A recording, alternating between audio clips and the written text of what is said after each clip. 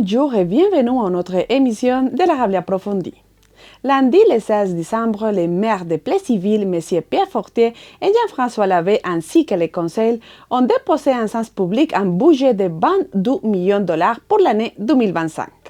Cette dernière séance du Conseil de l'année 2024 a débuté avec une explication détaillée de la destination des taxes de l'année prochaine et l'évolution des comptes après le regroupement de la ville et de la paroisse de Plessisville. L'agrandissement du parc industriel ainsi que le projet d'avoir une nouvelle marque après le regroupement sont quelques-uns des projets importants à venir d'ici 2025.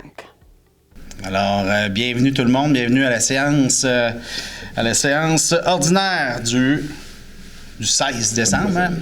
Donc, c'est la séance du budget aussi. Mais dans un premier temps, j'aimerais remercier l'équipe de l'œuvre du partage du Marathon de l'Espoir en fin de semaine.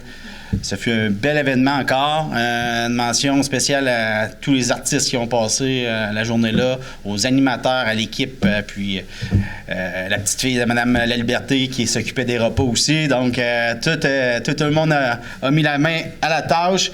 Une petite mention spéciale au duo père-fille de Flavie et Serge Gosselin. C'était vraiment beau à voir.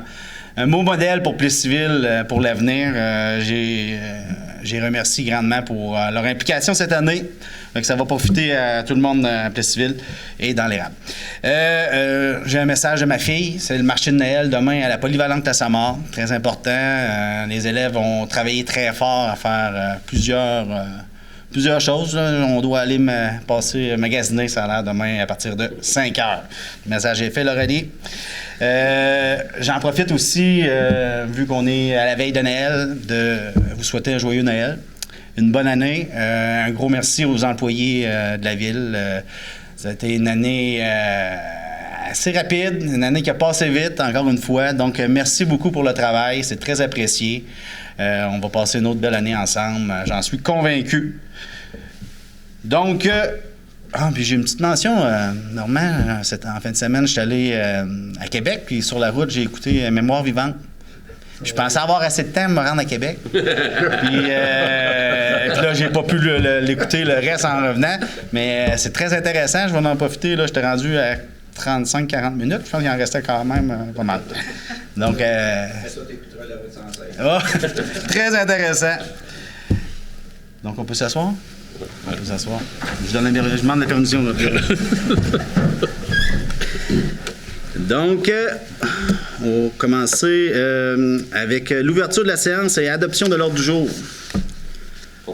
Proposé par M. Sylvain Baudouin.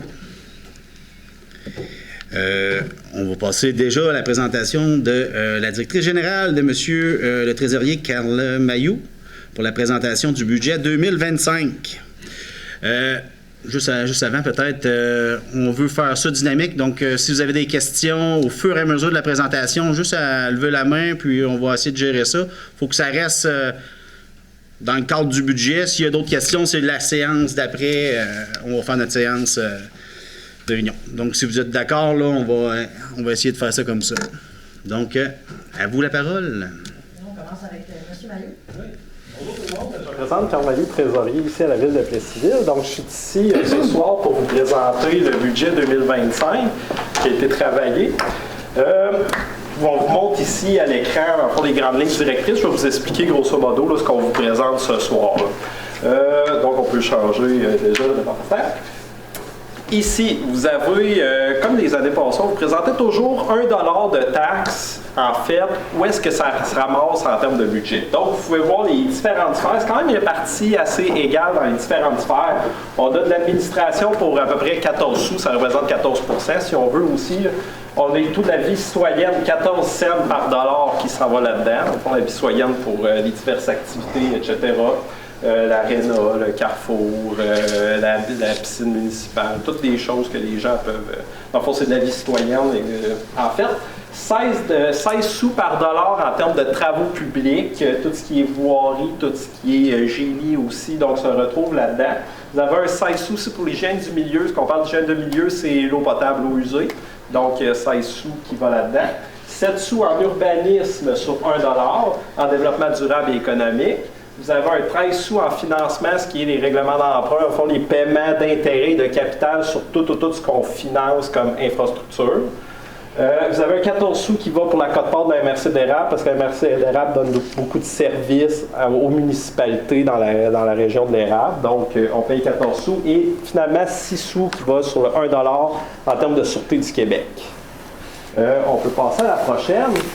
Ici, on vous présente d'où est-ce qu'ils viennent les revenus de la ville en tant que telle. Donc, vous pouvez voir qu'il y a environ 42 % des revenus qui viennent de la taxation au niveau résidentiel de nos revenus de la ville en tant que telle. Vous voyez aussi 30,6 % qui vient de revenus, tout ce qui est autre que résidentiel. Dans le fond, commerce, industrie, agricole, forestier, dans le fond, tout ça. Puis institutionnel aussi également. Donc, vous pouvez comprendre qu'il y a 72,6 % des revenus de la ville que c'est des revenus de taxes foncières en tant que tel. Le restant, vous avez 16 %, 16,7 % si on veut être plus précis, de subventions gouvernementales qui viennent des différents paliers de gouvernement, soit fédéral, provincial. Et également, vous avez environ 8 %, 7,8 % qui vient de droits d'amende. Dans le fond, tout ce qui est contravention de services aussi qu'on rend envers les autres municipalités, etc. Et en intérêt aussi, de revenus d'intérêt. Puis également, un 2,9 % qui vient tout ce qu'on charge en termes de tarification de loisirs en activité de loisirs. Donc, vous voyez vraiment la proportion des revenus ici que la ville génère, qu'on a mis dans le budget 2025. Également, on peut passer à la prochaine. On vous présente aussi les évaluations foncières. Vous savez qu'on marche avec un nouveau rôle depuis 2024. On marche sur un rôle 2024 à 2026. Donc, cette année, ce n'est pas un nouveau rôle d'évaluation. Vos évaluations continuent. L'année prochaine aussi, le prochain rôle va être en 2027 pour tout le monde, tous les résidents, toutes les unités à Plessisville. Donc ici, vous avez la répartition de tout ça. Environ 68 % des évaluations sont toutes résidentielles. Puis ensuite, la part du gâteau se sépare à peu près égale entre le commerce et services, entre les industries, c'est environ 10 à 11 % chacun, puis entre l'agricole et forestier. Donc, vous voyez vraiment la composition de nos évaluations foncières ici à Plessisville. L'un des sujets les plus importants abordés lors de cette présentation concernait sans aucun doute les taux de taxation de la nouvelle ville jusqu'à 2028. La hausse moyenne des taxes annoncée varie entre 1,40 % pour les maisons moyennes de l'ancienne paroisse et 2,39 % pour les maisons moyennes de l'ancienne ville, de 2,13 % pour la catégorie agricole et 2,36 % pour les forestiers. On vous montre aussi l'évolution d'un compte de taxes depuis l'année 2018. Vous comprendrez qu'on a pris une évaluation, pas moyenne, mais on a pris une évaluation standard, si on veut, puis qu'on a transformé dans le temps parce que les rôles d'évaluation sont changeants. Mais bref, tout ce que vous avez à vous rappeler, c'est des pourcentages en tant que tels qu'on vous présente ici. Donc, on voit qu'on est stabilisé dans le temps. L'ancien territoire de la paroisse, on vous le présente à part parce que c'est sûr qu'avant 2024, on était non regroupés, donc il faut vous présenter les deux en tant que tels. Et on vous présente l'ancien territoire de la ville. Donc, ce qu'on peut retenir de ça, c'est qu'en 2024-25, l'ancien territoire de la paroisse a monté de 3,2 % en 2024 et d'1,4 % en 2025. Je vais vous présenter plus loin, là, selon les différents types de résidences, combien que ça augmente en 2025. Fait que je vais vous présenter ça. Fait que vous ne verrez pas ça là-dedans, c'est juste en termes d'information pour vous. En 2024-25, ancien territoire de la ville, on montait de 2,9 % en 2024 selon une résidence standard. Puis ça, c'est des résidences desservies, là, les deux, là, en termes d'évaluation. Puis en 2025, c'est 2,4 %. Donc, c'est juste pour figurer un peu dans le temps, depuis 2018 à 2025, les évolutions des pourcentages d'augmentation en tant que tels. On peut changer ici. Donc, ici, on vous présente les taux de taxes foncières pour 2025 qui vont être présentés. Vous comprendrez qu'il y a deux taux par catégorie, soit un taux de base qui est calculé sur l'évaluation foncière de la résidence de l'unité en tant que telle, puis il y a un taux de dette aussi. Comme vous avez pu voir dans votre compte de taxe 2024, il y avait une ligne séparée qui est un taux de dette, si vous voulez, parce que les anciens territoires, l'ancienne ville et l'ancienne paroisse gardent leurs dettes respectives tout au long, qui avaient contracté avant le regroupement. Donc, si on respecte ça, jusqu'à temps que les dettes s'éteignent, là, il va rester 19 ans, parce qu'on disait 20 ans l'année passée, là, il va rester 19 ans. Donc, jusqu'à temps que ces dettes-là s'éteignent, on va conserver les dettes respectives des anciens territoires. Donc, ça ne sera jamais jumelé ensemble en tant que tel, ça ne sera jamais regroupé. Le taux de base, par contre, à l'ancien territoire de la paroisse, en 2023, on avait un taux unique. Puis à la ville, à l'ancien territoire de la ville, on avait un taux variable, un taux selon les catégories d'unités d'évaluation. Donc maintenant, on est rendu avec des taux variés dans les deux secteurs, tant que tel. Puis le but, dans 5 ans, c'est de les regrouper puis d'avoir le même taux pour tout le monde, le taux de base. Là, on est à l'année 2 de 5. Vous comprendrez que la ville avait des taux un petit peu plus hauts que la paroisse, donc c'est de regrouper ces deux taux-là en tant que tel. Puis aussi, c'est de regrouper l'eau et l'égout. L'eau et l'égout, la paroisse avait un taux un peu plus haut que la ville, donc c'est de regrouper ça tout ensemble pour que dans 5 ans, là, maintenant 4 ans, soit 2028, on ait tous les mêmes taux pour tout le monde, pour les deux territoires. Il va juste avoir le taux de dette qui va changer. Donc ça, c'est sûr que ça vous dit pas grand-chose. On va vous montrer la prochaine présentation, dans le fond, qui va vous donner les pourcentages d'augmentation selon les différents secteurs. Donc, en orange, ici, c'est tout l'ancien territoire de la paroisse. Et je vais vous présenter ça. Parce que là, il y a différents types de résidences à l'ancien territoire de la paroisse. Il y a des unités desservies.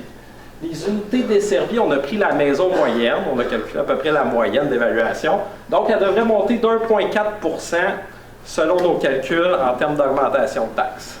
On a maintenant la moyenne desservie seulement pour l'eau potable. Elle va monter de 3,27 % selon les taux présentés. On a aussi la maison moyenne non desservie, dans le fond, sans eau potable, sans égout. Elle devrait monter de 3,09 % en tant que telle. On a le 6 logements et plus, il y en a un seulement en paroisse. Donc, lui va avoir une petite baisse de 0,7 % de son compte de taxes en 2025. Si on continue, le commerce moyen est à 16,55 puis l'industrie moyenne est à 19,36. Pourquoi? Parce qu'on est à l'année 2 de 5, puis les industries et commerces avaient un taux on pourrait dire quasiment 2 fois plus faible que ceux de la ville. Donc, il faut vraiment regrouper. Donc, c'est sûr qu'il y a une plus grosse hausse en termes pour les commerces et les industries. C'était présenté exactement de la même façon l'année passée, puis ça va suffire encore ça va être encore de même pendant 3 ans pour pouvoir atteindre les mêmes taux pour tout le monde. Ensuite de ça, on a l'agricole non desservi, qui est à 2,13 % cette année d'augmentation. Et le forestier non desservi qui est à 2,26. Donc, vous comprendrez que l'ancien territoire de la paroisse, les taux se situent à peu près, on pourrait dire en moyenne environ à 2, 2,3, 2,4 %. C'est sûr qu'il y en a certains que ça va monter de 3, il y en a d'autres que de 1, ça dépend de votre situation en tant que telle. Mais à peu près, on projette environ en bas de 3 %, là, c'est à peu près 2,2, 2,3 %. Si on passe à l'ancien territoire de la ville maintenant, la maison moyenne desservie, en ville, ici, tout le monde sont desservis. Donc, on va juste vous présenter celle-là, est à 2,39 % d'augmentation. Les 6 logements et plus desservis ils sont à 3,2 %. Les commerces moyens desservis vont être à 2,68 % d'augmentation, puis les industriels moyens vont être à 2,6 % d'augmentation. Donc, encore là, vous comprendrez qu'on a essayé de tenir ça en bas du 3 % d'augmentation. C'est sûr qu'il y a certaines catégories, encore une fois, qui sont un petit peu plus au-dessus de 3 %, mais on joue encore avec le jumelage des deux taux des anciens territoires pour pouvoir les jumeler ensemble en 2028.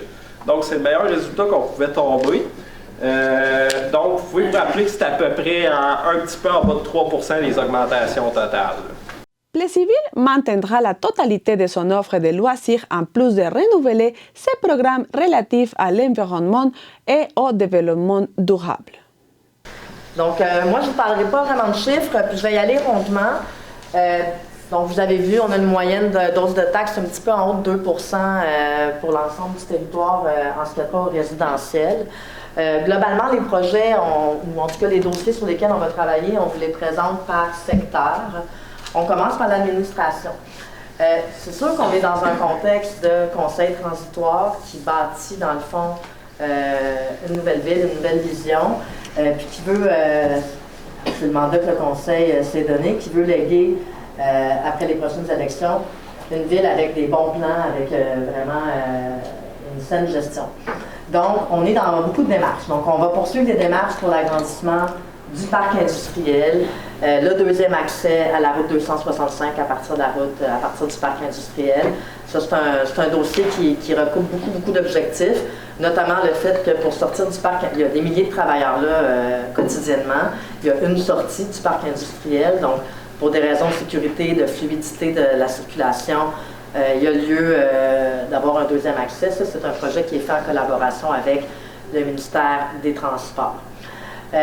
Évidemment, tout ce qui est agrandissement du parc industriel sur lequel on planche énormément. Ensuite, développement du secteur Est, donc tout ce qui est à l'est de la ville. Il y a le parc industriel, mais il y a aussi d'autres zones blanches qui ne sont pas encore développées. On veut bien les développer de façon réfléchie.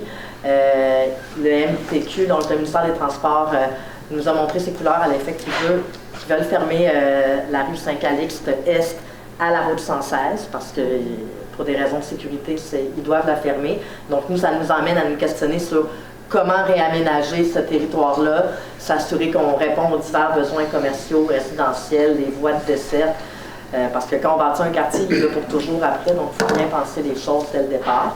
Donc on est en train de faire une étude actuellement sur le concept de développement, puis le ministère des Transports collabore avec nous dans cette étude-là. Le prolongement de la rue La Jeunesse, donc dans le développement de la Samar, nos promoteurs veulent continuer de procéder au développement. Donc ça, c'est prévu pour cette année. On a une entente promoteur avec eux, donc il y a une participation financière de la ville en vertu de la réglementation en vigueur. Le lancement d'une nouvelle image de marque, ça, logo, signature graphique, couleur du nouveau Grand Plessis-Ville. On bâtit un nouveau Plessis-Ville depuis janvier 2024. Donc, il y a eu des consultations citoyennes, il y a eu des sondages. D'ailleurs, le sondage a un taux de participation sans précédent. En haut de 600 personnes ont répondu au sondage en ligne. Là, ça a donné beaucoup d'informations à la firme qui bâtit l'image de marque pour vraiment doter le Grand Plessis-Ville d'une nouvelle signature. Donc, le lancement est prévu pour, à quelque part, ce printemps. Le plan stratégique, ça, assez rapidement en janvier, vous allez avoir des nouvelles au niveau du plan stratégique. Donc, quand je vous disais conseil transitoire, conseil qui se concentre vraiment à s'assurer de bien documenter qu'est-ce que le Grand Plessis-Ville a besoin, bien, le plan stratégique, c'est la colonne vertébrale.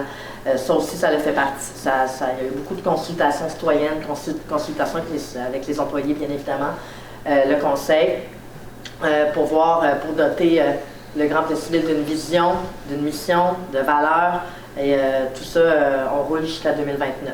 Donc, restez à l'affût, on va pouvoir faire des annonces rapidement en 2025 pour le plan stratégique.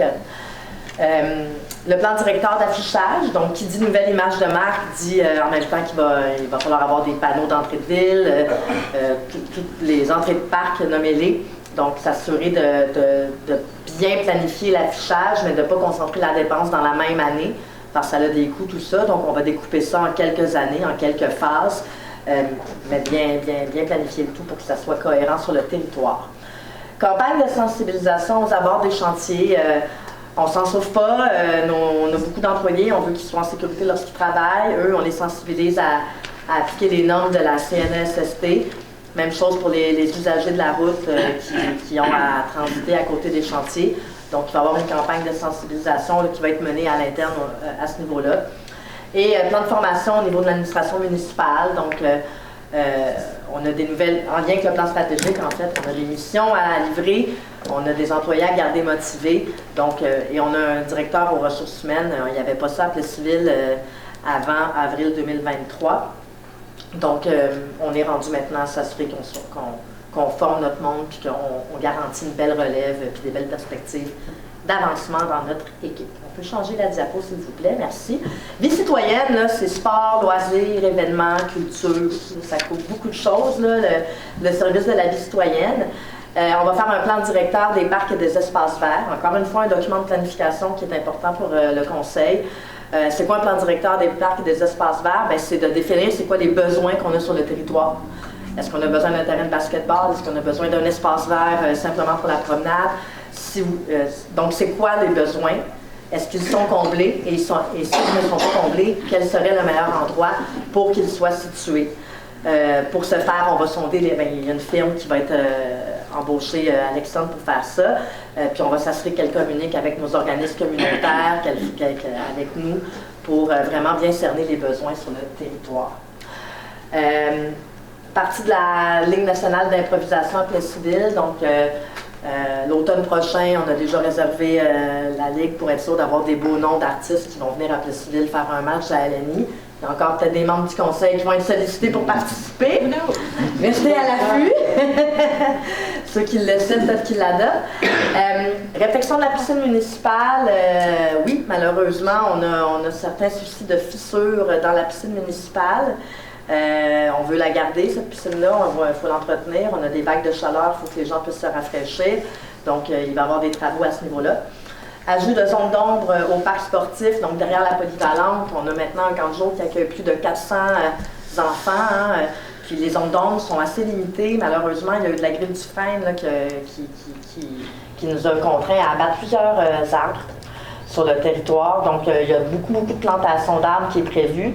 Mais au travers de ça, il y a une zone d'ombre, là, vraiment un pavillon là, qui est prévu à ce niveau-là, avec des aides financières, bien évidemment. Rénovation de la salle de Denis Chartier au Carrefour de l'Érable. Donc, tranquillement, là, à chaque année, on investit dans le Carrefour de l'Érable, dans le Parc Bourbon, pour s'assurer vraiment qu'il soit au goût du jour. On reçoit des événements, on reçoit des mariages, donc de le rénover tranquillement. Puis quand il y a des aides financières, évidemment, on s'assure d'aller les chercher. Ajout de boîte à histoire dans la ville, ça, globalement, c'est un concept de promotion, marketing, communication qu'on va développer. J'en dis pas plus, mais vous allez voir ça prochainement dans les rues, dans les parcs, dans les espaces publics pour une panoplie de choses. Vous convoquez à des événements ou vous animez lors d'événements, pour le dire globalement. Mise à niveau du terrain de Balmol, soutien à 50 organismes, on le fait chaque année, mais c'est important pour nous de le nommer. Là, on a beaucoup d'organismes sur le territoire. Certains desservent au-delà des frontières de Plessisville, mais c'est important pour le conseil de jouer son rôle de ville-centre puis de les soutenir. Il y a une politique à ce niveau-là d'ailleurs, là, pour les événements, les projets, pour encore plus les soutenir. Mise à niveau du restaurant de l'Arena, donc il y a certaines choses qui ont été faites cette année, on continue l'année prochaine. Globalement, c'est de la sécurité, c'est de s'assurer qu'on peut continuer de recevoir des groupes et que le restaurant fonctionne. Rampe d'accès à la passerelle Armand-Payancourt, donc notre belle œuvre d'art qui surplombe la rivière au Parc Bourbon. Les escaliers, les garde-corps, tout ça a été, en bon français, renippé à maintes reprises. Maintenant, on est dû pour vraiment un changement à ce niveau-là, donc on procède l'année prochaine, on a fait les plans cette année. Terrain de tennis à l'école Notre-Dame, si on attend une confirmation de financement externe, là, la commission scolaire va avoir une participation financière, mais il y a un problème d'aide financière aussi qu'on a regardé aujourd'hui justement, puis il n'y a toujours pas de nouvelles, mais on attend de pouvoir le faire. Et bonification de l'offre de service à la bibliothèque, donc Joujoutech, salle de pause, les postes informatiques vont être le long d'un mur plutôt comme petit silo au centre pour y aménager des choses comme ça, pour que ça soit plus agréable pour les usagers et pour les employés également. On va passer à la prochaine slide, merci. Je vais y aller rondement. Infrastructure de diverses rues, donc évidemment au niveau des travaux publics, ça on ne réinvente pas la roue. Opération nid de poule, ça serait que tous les nids de poule seront colmatés rapidement au début de l'été, faire une deuxième ronde plus tard dans l'été. Faire certains travaux de pavage sur certaines rues, achat d'un outil de marquage routier, donc être un peu plus autonome à l'interne pour pouvoir faire certains marquages et ne pas devoir appeler la compagnie pour qu'elle vienne nous le faire à gros prix. Un désherbeur qu'on va mettre sur un de nos véhicules. Entretien, plantation d'arbres, on en fait à chaque année. Éclairage de la rue la Jeunesse et de l'avenue Odette-Doyon, donc dans le fond, encore une fois, c'est dans le cadre de l'entente promoteur au niveau du développement La Samar.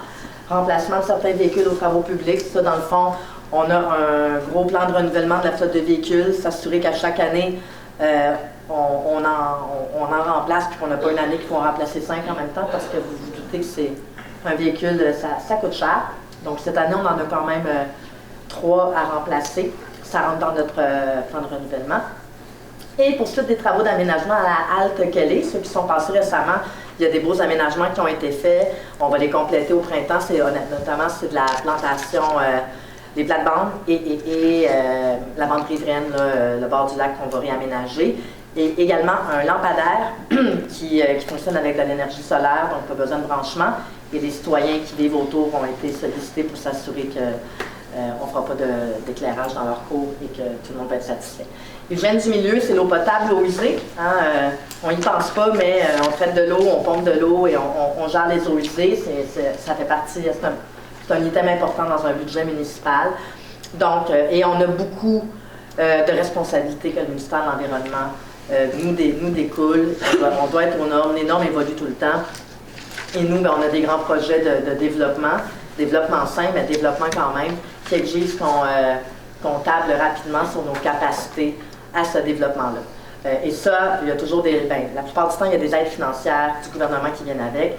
C'est comme ça que le Conseil veut travailler. Il faut que le financement vienne de Québec aussi.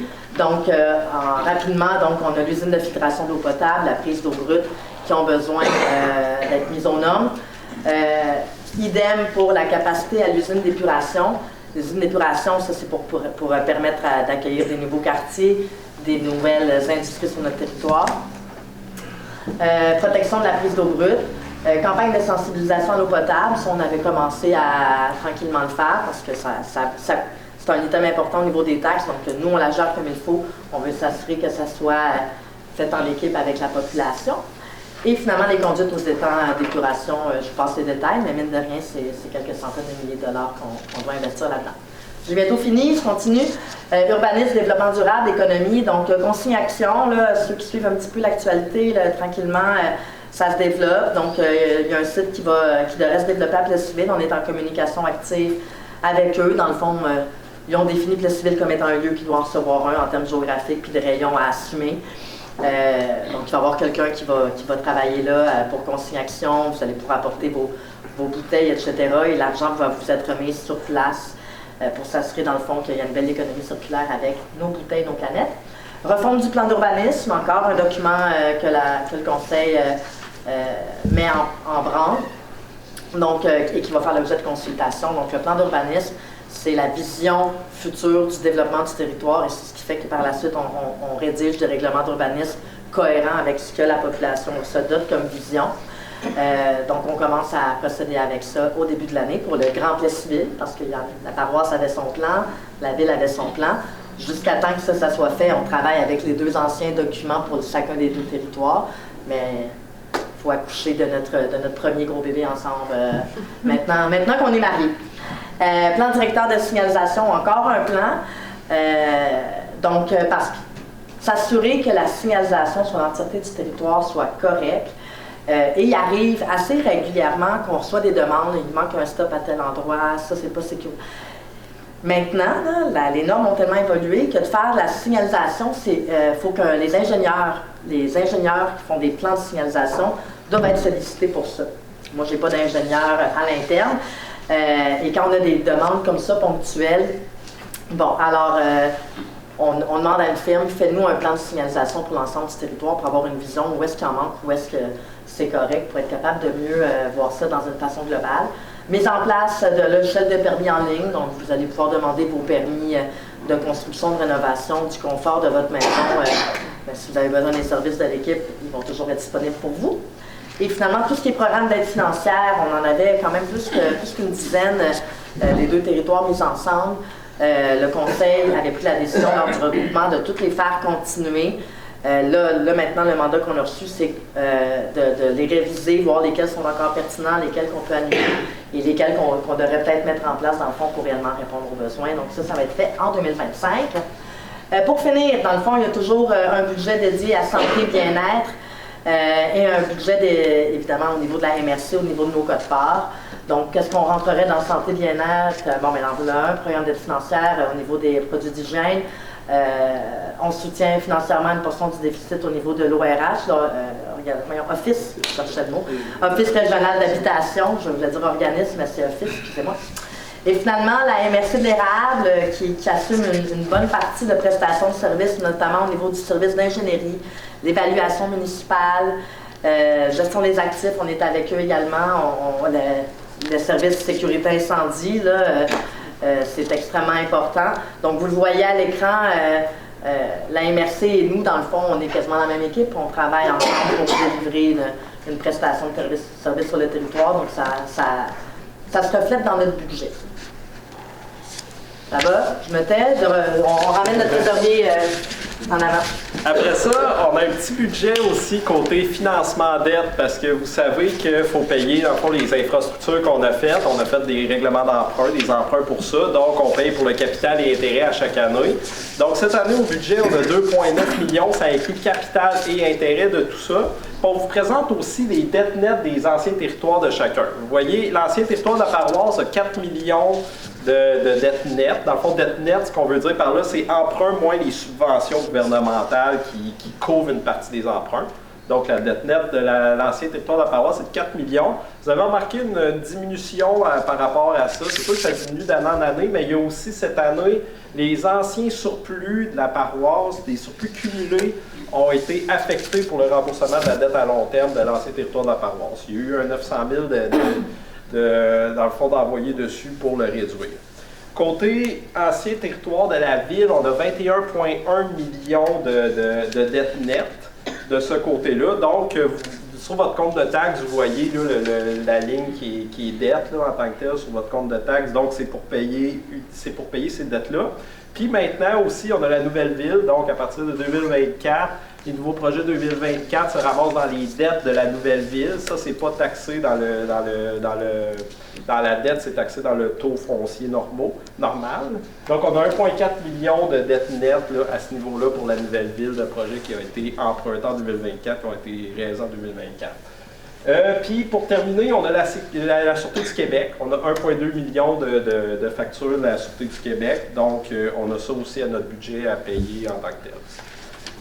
Pour terminer, les faits saillants du budget. On peut voir que c'est bon.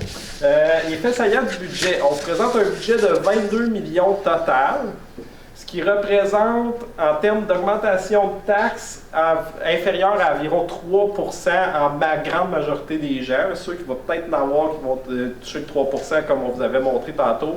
Mais la grande majorité des gens vont être en bas de 3% d'augmentation, malgré le fait qu'on a eu des hausses des taux d'intérêt encore en vigueur, parce que des renouvellements d'emprunt, c'est sur 5 ans. Donc, ceux qu'on renouvelle, on les a fait il y a 5 ans à des taux très faibles. Là, cette année, les taux sont en train de baisser, heureusement, mais on a encore des taux quand même plus élevés qu'il y a 5 ans. Donc, malgré la hausse de ça, malgré aussi la nouvelle convention collective, la nouvelle convention cadre qui a été signée avec une augmentation de 6,5% cette année. Donc, malgré tout ça aussi, puis malgré le fait que la cote-part aussi de la MRC a monté de 9,95% et la facture de la Sûreté du Québec de 17,3%, on réussit à maintenir un taux de taxe en bas de 3% pour la majorité des gens. Donc, c'est les faits saillants du budget 2025 en tant que tel. Puis pour terminer, en termes de programme quinquennal d'immobilisation, on a projeté 24,8 millions de projets d'investissement. Il y en a une bonne partie qui est subventionnée là-dedans, inquiétez-vous pas. Donc, en vie citoyenne, on a 800 000 à peu près de projets, 200 000 de parcs et espaces verts, 14 millions de travaux routiers, d'infrastructures, 3 millions d'hygiène du milieu, 1 million de véhicules, les 3 véhicules que Justine vous parlait tout à l'heure. Développement durable, 4,7 millions, et en administration, 176 000 de budget dans le programme quinquennal d'immobilisation. Donc, ça résume le budget 2025 qu'on vous présente à ce soir. Si vous avez des questions, n'hésitez pas à venir nous les poser, il n'y a pas de problème, on est là pour ça. Merci de votre écoute. Merci, bravo Carl. Bravo l'équipe. Bravo à Jean aussi en arrière. Tranquille, Jean, comme d'habitude. Donc, ouais, c'est très bien fait. Vous voyez tout le travail. Juste aussi mentionner, on prend notre rôle de conseil de transition très au sérieux. Nous, on veut livrer, là, dans la prochaine année, on veut livrer une ville en bonne situation, en bonne santé financière, pour que le nouveau conseil qui va vraiment faire le premier vrai conseil de la ville puisse avoir tous les outils en main pour faire avancer les civils comme les citoyens le désirent. Donc ça, merci à l'équipe d'avoir compris l'enjeu du conseil, ça, on l'apprécie. Question? Oui, sur le budget. Alors, reste là, normalement, c'est pas. Là, mais j'ai amené un petit pad là, pour être capable de faire mes barbeaux. C'est beau les pourcentages, mais pour le commun des mortels, là, quand on a des chiffres. Ouais. quand les subventions et remboursements de taxes des agriculteurs sont tous dans le même bloc de subventions, ça serait-tu possible de savoir le montant d'argent que le MAPAC verse à la municipalité? Oui, c'est possible. Je peux vous fournir, par exemple, le montant 2024 que le MAPAC nous a versé, nous, directement à la ville. En fait, le MAPAC, tout ce qui est taxation annuelle du départ vont nous verser un montant, puis tout ce qui est changement au courant de l'année vont le verser directement aux gens. Okay. Donc, je peux aller voir, je peux aller consulter rapidement le montant que le MAPAC nous a envoyé. Pendant que je cherche l'information, on peut aller à autre chose. Oui, c'est ça, pendant qu'elle cherche, on va la fournir. On va lui donner un petit peu de temps pareil. C'est ça, c'est le logiciel qui est lent. Et puis, le montant total qui vient du gouvernement pour les infrastructures et autres, le montant, tu sais, c'est... Des aides financières? Les aides financières. Peux-tu répondre? Vous avez vu la dernière slide, là, c'était 24,8 millions en programme quinquennal d'immobilisation. Une ville de l'ampleur de Plessisville, un PQI de 24,8 millions, ça a besoin d'avoir 70 en aide financière. Parce que c'est pas soutenable, dans le fond.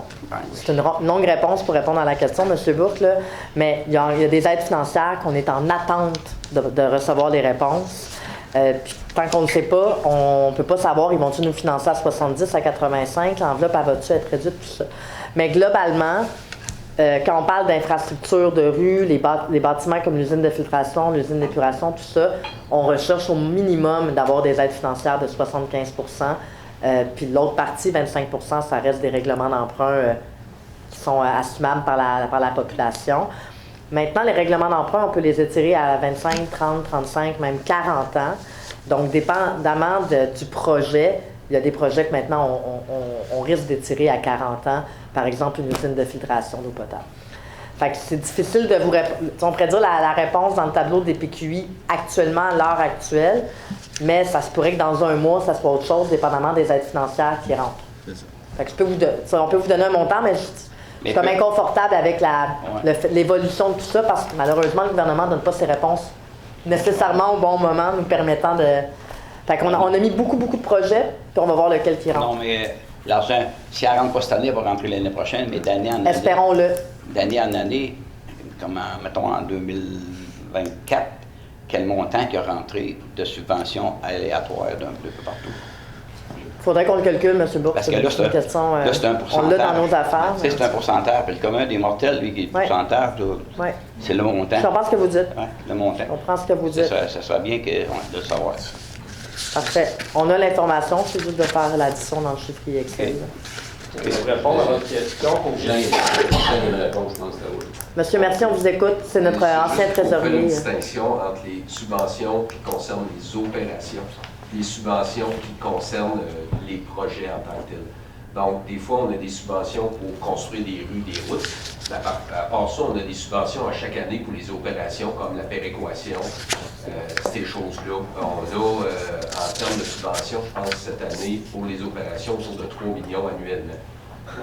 Mais après ça, il y a des subventions pour les projets. Puis c'est là que Justine a dit, ça dépend desquels vont être acceptés ou pas par le ministère. Mais on peut sortir des chiffres de ce qu'on a eu en 2020. Ben oui. On l'a dans la... En 2024, on s'attend, parce que là, l'année n'est pas encore terminée, on s'attend à obtenir pour les opérations 3,4 millions de subventions en tant que telles, qui comprend, dans le fond, les subventions potentielles, les subventions ponctuelles, puis aussi les subventions liées au règlement d'emprunt, parce qu'il y a une certaine portion de nos règlements d'emprunt qui sont subventionnés par le gouvernement, donc ça comprend tout ça. Ça comprend aussi, il faut mentionner, ça comprend aussi la grosse subvention du regroupement qu'on a reçu cette année, 1,4 million de la grosse subvention. Cette subvention-là n'est pas récurrente, par contre. Donc, en temps normal, techniquement, on était dans une année normale, pas de regroupement. On aurait à peu près, je vous dirais, probablement 2 millions dans ces coins-là. Peut-être un petit peu moins parce qu'on a une autre subvention aussi liée au regroupement qui est comptabilisé. Là, mais on a peut-être, je dirais, à peu près entre 1,5 million dans ces environs-là. Entre 1,5 et 2 millions de subventions en tant que telles. Pour répondre à votre question précédente, côté crédit MAPAC, en 2024, on a reçu un total de 550 380 $ du MAPAC.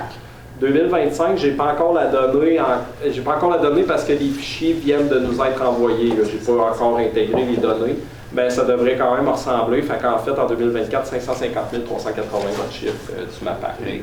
Puis le côté forestier, lui. Le côté forestier, lui, on reçoit le crédit MAPAC. Ça, par exemple, ça inclut tout là, ce qu'on a reçu. Là. Je suis pas capable de séparer en tant que tel. Parce qu'il y a une partie forestière que... C'est assez rigole. Qui paraît pas, là.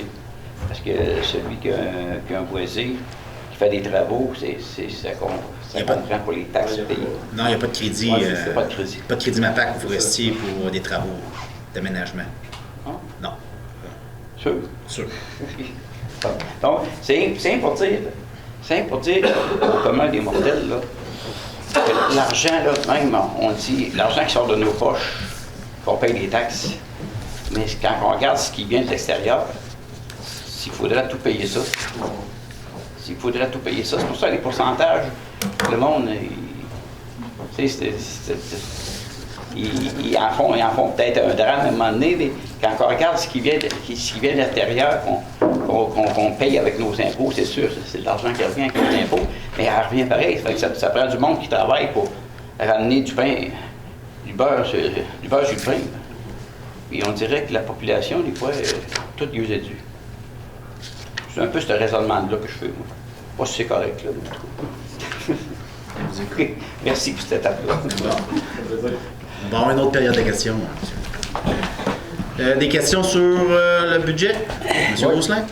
Concernant notre code-part à la MRC de l'ERAM, qu'est-ce qui se passe au niveau de la MRC pour avoir une augmentation de 9,95 %? C'est beaucoup, là. Ça va avec le service qui est la nouvelle MRC. construction, on va lancer d'autres choses. Pardon? C'est-tu la nouvelle construction, on va lancer d'autres choses? Ben, la nouvelle construction fait partie des augmentations, c'est sûr et certain. Mais vous savez, la MRC, c'est beaucoup des transferts de responsabilité du gouvernement qui transfèrent pas à la municipalité, mais à la MRC.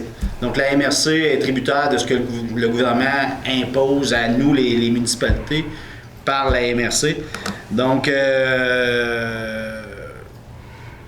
je vous dirais que sur la majorité, c'est des salaires, c'est du budget, puis c'est des responsabilités.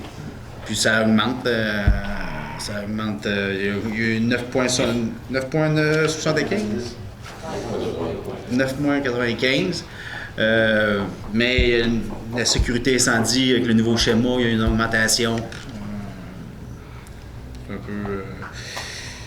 Est-ce qu'on doit s'attendre? On doit s'attendre que ça va augmenter dans tous les ans? Il va y avoir comme pas loin de 10 % d'augmentation? Non. Non, je pense qu'on a eu une bonne discussion au dernier budget. On est plusieurs municipalités, là. Dans la dernière année, là, on a vu le chiffre du nombre d'embauches là, à la MRC. Donc là, faut que ça arrête. Là. Je pense qu'il faut prendre un temps d'arrêt là, au niveau des responsabilités qui est transmis à la MRC. Là. Puis je pense qu'il y a des municipalités, nous on a des 10 %, mais il y a d'autres municipalités, c'est des 50, 60 % d'augmentation là, présentement. Mais c'est des services que la municipalité prend directement à la MRC. Si c'était pas à la MRC, ça serait direct dans notre administration ici. Moi, je crois à l'effort collectif, je crois au partage des services entre municipalités, puis le véhicule, c'est la MRC pour l'instant. Si on peut revoir des choses, je pense qu'on s'est engagé à le faire dans la prochaine année. Là. Le message est assez clair à ce niveau-là, à la table des maires. Pierre, tu voulais ajouter quelque chose? Oui, il y a environ 3 % du 9 % qui est pour le nouveau bâtiment. Par contre, il faut comprendre que l'an passé, dans la quote-part, on est allé chercher une subvention, là, le mot juste, FR Vallée 2, je pense, qu'on avait 80 000 pour la ville. Puis 40 000... pour la paroisse, ce qui fait 120 000, qui a diminué la quote-part de l'an passé. Fait que cette année, on n'avait plus cet argent-là, donc ça fait comme une espèce d'effet miroir qui fait qu'automatiquement, on a le 120 000 à payer en plus l'augmentation normale, ce qui fait 95 %, mais je peux vous dire que c'est la Plessisville, c'est la ville qui a eu le moins d'augmentation. Dans les petites villes, dans les petites municipalités, ils prennent beaucoup de services de la MRC. Puis comme Jean-François a dit, le provincial nous pousse tellement de nouvelles responsabilités, puis il nous envoie à peu près pas d'argent pour administrer ces nouvelles responsabilités-là. C'est facile de passer des règlements et des lois, puis après ça, ils disent aux municipalités, ben organisez-vous avec, faites-la respecter. Fait que, personnellement, je suis pas tellement d'accord avec le gouvernement, mais on est obligé, on a l'obligation de le faire. J'ai vu le budget d'un marché d'érable dans le journal, mais je ne me souviens pas du montant. 14 millions, ça se peut-tu? 18 millions? 18. 18. Et combien il y a d'argent qui vient des gouvernements, combien qui vient des municipalités? Là, j'ai pas les chiffres, là, mais je pourrais le demander. Je ne l'ai pas, là, présentement. Je ne dirais pas n'importe quel chiffre. Là. On a 30 %. C'est 1,4 million. On a 30 de la valeur de la MRC, on a 30 fait que si on fait une règle du pouce, ça fait... Nous, on fournit 3 millions, on a 30 pour 3 millions. Il y a à peu près 10 millions qui viennent des municipalités, le restant, c'est des subventions du gouvernement. Mais je ressors le budget de la MRC, là. Je suis désolé, je ne l'ai pas. Non, mais je pose la question parce que je trouve que quand j'ai vu le budget de la MRC, c'est le journal, 3,8 d'augmentation, 3,8 millions d'augmentation, c'est beaucoup, là. À un moment donné, je comprends que ce sont des 15 employés, je pense, à la MRC de l'érable. Et on se demande qu'est-ce que ces employés-là font tout, là, et c'est beaucoup de monde, ce sont les 15 employés, là. En tout cas. Mais ça reste intéressant, par exemple, là, j'ai pris l'habitude d'envoyer les... Ah, je le vois pas. OK. C'est 10 millions 200 000 les codes parts cette année en 2025. 10 millions 200 000. Merci. Marc, j'ai oublié ce que j'allais dire. Monsieur Gosselin, vous pouvez assister aussi aux réunions publiques de la MRC. Vous auriez vos réponses directes là. Oui, c'est ça. C'est la question que je me posais. Est-ce qu'on peut participer à ces réunions? Oh oui, il y a de la place. Une fois par année? C'est à tous les mois. OK. Pas par mois. Même les comités administratifs sont publics. Je suis sûr que M. Carroll serait heureux d'avoir de la compagnie.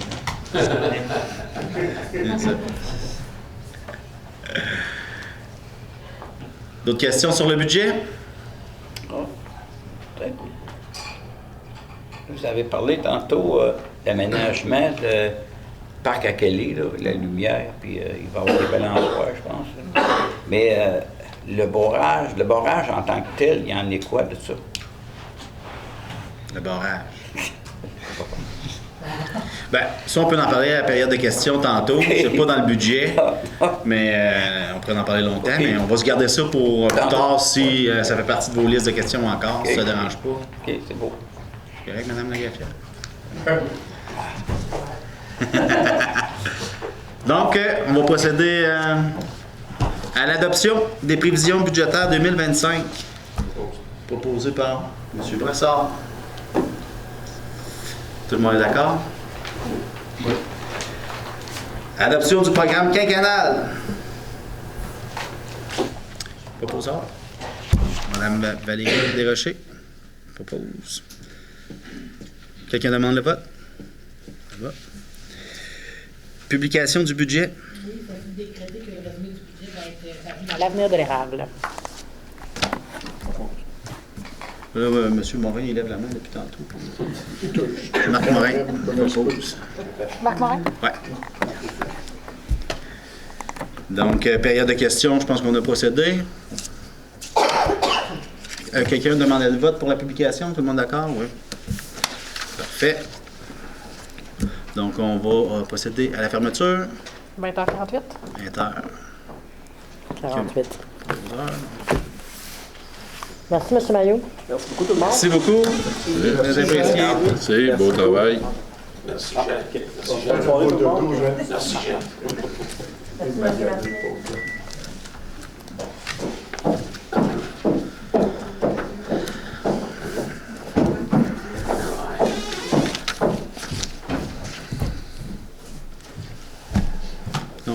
sur Lève debout? Non, ça va.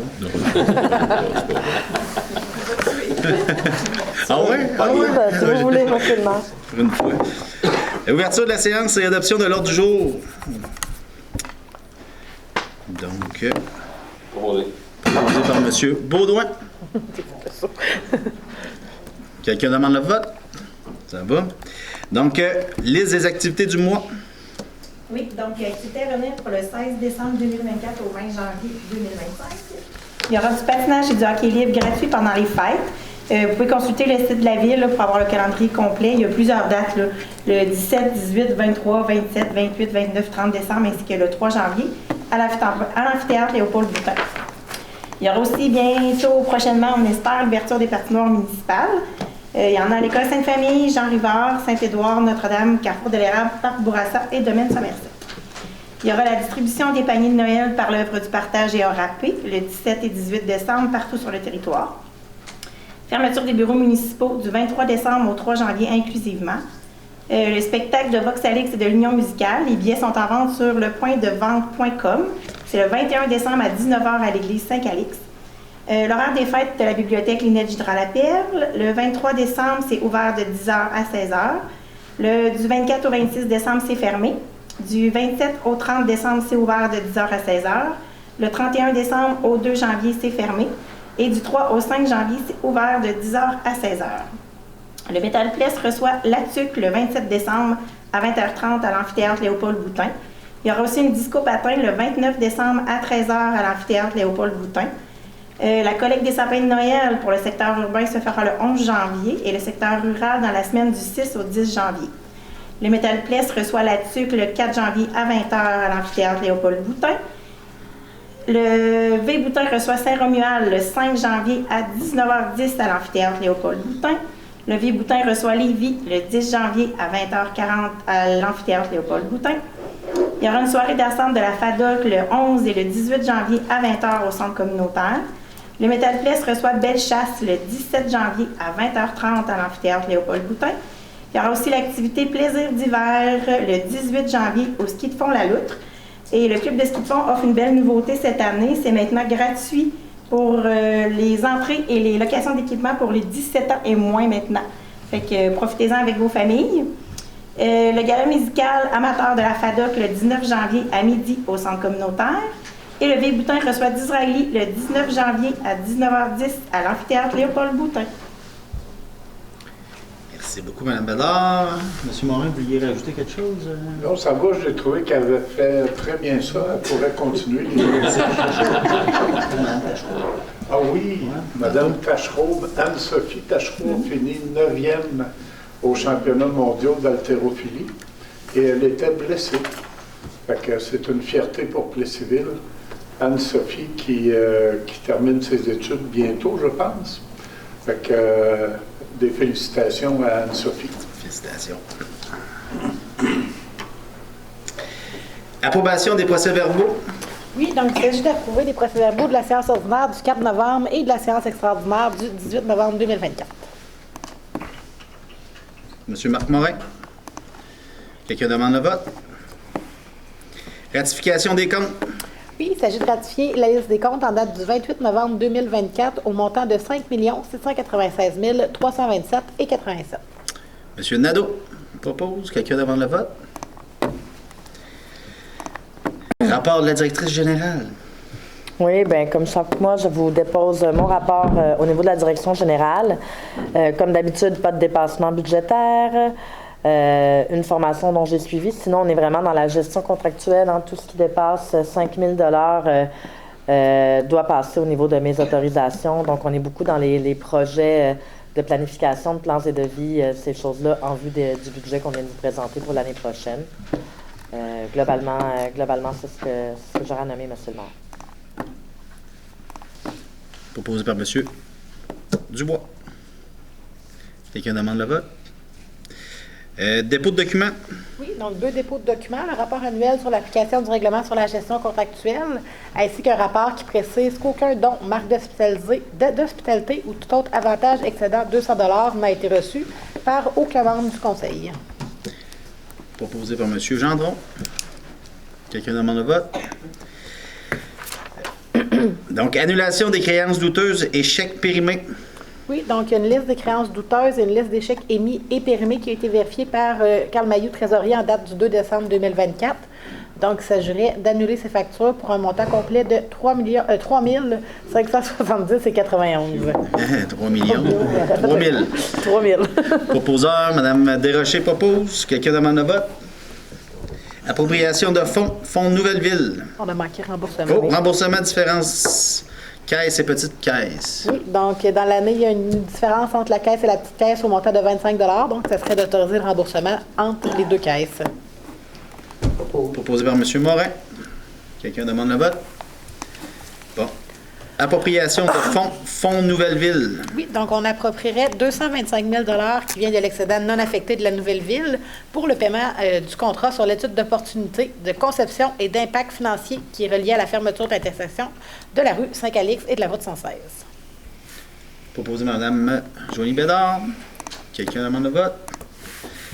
Appropriation de fonds diverses. Oui, donc on a diverses appropriations de fonds à faire en fin d'année pour un montant global de 242 353. Donc, la première au montant de 89 000 à partir du fonds redevance matière résiduelle pour le paiement de diverses factures. La deuxième au montant de 800 $ pour le paiement de 15 bacs verts. On a 10 000 $ pour le paiement partiel de compteurs d'eau. 2 800 $ pour la lutte contre la grille du Frêne, 10 000 $ pour la numérisation des dossiers permis dans le cadre de la loi 25, 54 000 $ pour les camps de jour afin de pallier à l'augmentation graduelle des prix et 75 000 $ pour la subvention au centre de services scolaires pour le parc école Saint-Édouard. Proposeur? M. Morin? Aussitôt que quelqu'un bouge, moi je le nomme. Hein? Quelqu'un demande le vote? Appropriation de fonds variateur de vitesse. Oui, donc il s'agirait d'approprier 27 795 et 44 à partir de l'excédent de fonctionnement redevance matière résiduelle pour le remplacement de la soufflante numéro 2 à l'usine d'épuration des eaux usées. Proposeur, Mme Joanie Bédard propose. Quelqu'un demande le vote? Affectation, création du fonds pour dépenses futures. Oui, donc on prendrait un 92 800 $ à partir du fonds non affecté de la Nouvelle-Ville pour les dépenses futures en 2025. Proposé par Mme Valérie Desrochers. Quelqu'un demande le vote? Affectation, création du fonds subvention regroupement reporté. Oui, donc on affecterait 1 million à partir du fonds non affecté de la Nouvelle-Ville pour les subventions regroupement reportées à être effectuées. Proposé par M. Morin. Quelqu'un demande le vote? Augmentation du fonds affecté matériel informatique. Oui, donc ce fonds renouvellement du matériel informatique serait augmenté de 15 000 $. Proposé par M. Dubois. Quelqu'un demande le vote? Abrogation de la résolution 178-13. Oui, donc il s'agirait d'abroger la résolution 178-13 adoptée le 3 juin 2013. Il s'agit de la résolution qui consistait à verser systématiquement toutes les sommes à recevoir à titre de redevance à l'élimination des déchets à l'excédent de fonctionnement affecté redevance matière résiduelle. La compétence va être reprise par la MRC. Proposé par M. Gendron. Quelqu'un demande le vote? Demande d'aide financière Primo, volet 2, financement de la réalisation des travaux de réfection de conduite sur l'avenue Saint-Louis et la rue Saint-Jean. Oui, donc pour les conduites de l'avenue Saint-Louis et Saint-Jean, il s'agit pour la Ville de s'engager à respecter les modalités du guide, d'assumer l'entière responsabilité des travaux, de réaliser les travaux selon les modalités du programme Primo 2023 et d'assumer toutes les responsabilités en lien avec la réalisation et le financement des travaux, de payer sa part des coûts admissibles et d'exploitation, d'assumer les dépenses engagées si on ne respecte pas les délais du programme Primo, d'assumer des coûts non admissibles et d'autoriser le dépôt de la demande d'aide financière au programme Primo 2023. Proposé par M. Baudouin. Quelqu'un demande le vote? Reddition de compte du programme d'aide à la voirie locale 2024. Oui, donc il s'agit d'une reddition de compte dans le... Je ne vous ai pas laissé dire tous les chiffres. C'est parfait, merci beaucoup. J'aime ça comme ça. Donc, il s'agit du volet projet particulier d'amélioration dans le cadre du programme d'aide à la voirie locale.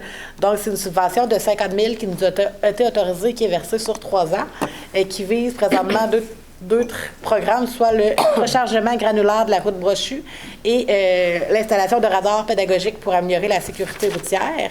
Donc, il s'agirait d'approuver ces dépenses de travaux d'amélioration réalisés et les frais inhérents admissibles au formulaire V0321. Proposé par M. Brassard. Quelqu'un demande le vote? Programmation de travaux TEC 2024-2028.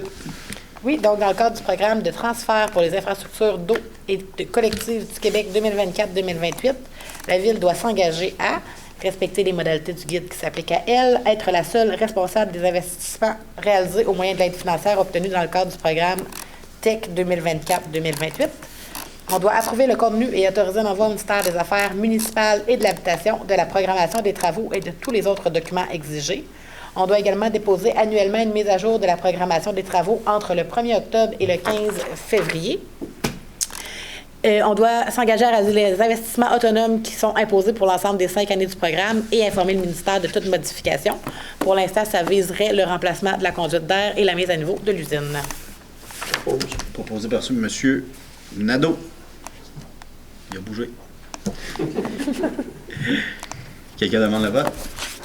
Appui Agrobec, nettoyage des berges de la rivière Bourbon. J'aimerais m'abstenir de ce point-là, considérant que je suis membre et administrateur de cet organisme. Parfait, c'est noté au procès-verbal.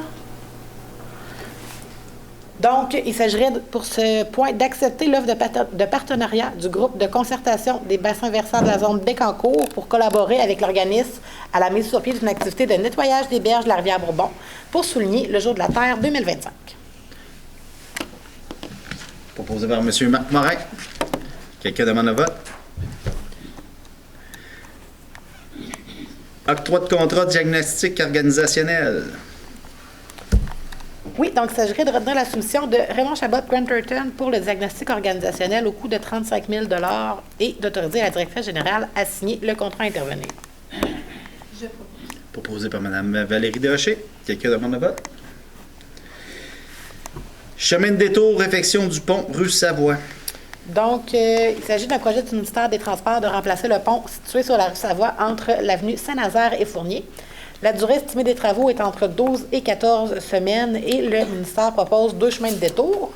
Donc, il s'agirait pour la Ville d'approuver la proposition des chemins de détour, soit le premier étant un détour alternatif pour véhicules particuliers qui serait sur l'avenue Saint-Édouard, Saint-Jean et avenue des Érables, et l'autre qui est un détour pour tout mode camion inclus par l'avenue des Érables, la rue Saint-Calix et l'avenue Saint-Laurent. Proposé par M. Dubois. Quelqu'un demande le vote? Transport des neiges usées 2024-2025, c'est commencé. On autorise le directeur des travaux publics pour signer les contrats de transport de neige avec, au choix, un des fournisseurs suivants, soit à Grégoire et Fils, Cimentage Tachereau, Transport Gilles Mailloux, Stéphane Provencher, Mario Vallière Inc. ou Entreprise Phil Lagacé au tarif de 1,24 la verge cube, qui est le taux du ministère des Transports. C'est M. Gilles Maillotte, de Mailloux. C'est écrit Mayotte. C'est moi qui s'ai trompé en parlant. Je suis désolée. Proposé. Proposé par M. Sylvain Baudouin. Quelqu'un demande le vote? Réception provisoire et définitive des travaux de réfection du pont Éon. Oui, donc il s'agirait de procéder à la réception provisoire et définitive pour la réfection du pont Éon qui a été effectuée par les Constructions Randor Inc. selon la recommandation de M. Gérard Ouellette, ingénieur de la MRC en date du 8 octobre 2024. On devrait également autoriser le paiement de 11 693,94 qui représente la retenue contractuelle de 10 %. Proposé par M. Marc Morin. Quelqu'un demande le vote? Réception définitive des travaux de bouclage parc industriel Germain-Massicot. Oui, donc on procède à la réception définitive des travaux de bouclage de l'eau potable du parc industriel qui ont été effectués par Arca Excavation Inc., comme mentionné dans la recommandation de M. François Gingras, ingénieur de EXP Inc., en date du 12 novembre 2024, et on autorise le paiement de 17 554,1 qui représente la retenue contractuelle de 5 %. Proposé par M. Dubois. Quelqu'un demande le vote? Réception définitive des travaux de réfection des rues des Chardonnerets, Colombe et de la Tour. Donc, encore une fois, une réception définitive pour rue Chardonneret, Colombe et de la Tour qui a été effectuée par la Sablière Warwick, selon la recommandation, cette fois-ci, de M. François Beaubien, chargé de projet à la MRC de l'Érable, en date du 19 novembre 2024. Et on autorise le paiement de 38 962,67 qui représente une retenue contractuelle de 5 Proposé par M. Brassard. Quelqu'un demande le vote? Interdiction de stationner avenue Saint-Édouard et Saint-Laurent et rue Michaud. Oui, donc, souvent, à la fin des travaux, il s'agirait de décréter l'interdiction de stationner aux endroits suivants. Donc, du côté ouest de l'avenue Saint-Édouard, entre Saint-Jean et Savoie. Du côté ouest de Saint-Laurent, entre Michaud et Saint-Jean. Du côté nord de la rue Michaud, entre Saint-Louis et Saint-Laurent. Et d'autoriser l'équipe des travaux publics à procéder à l'installation de la signalisation appropriée.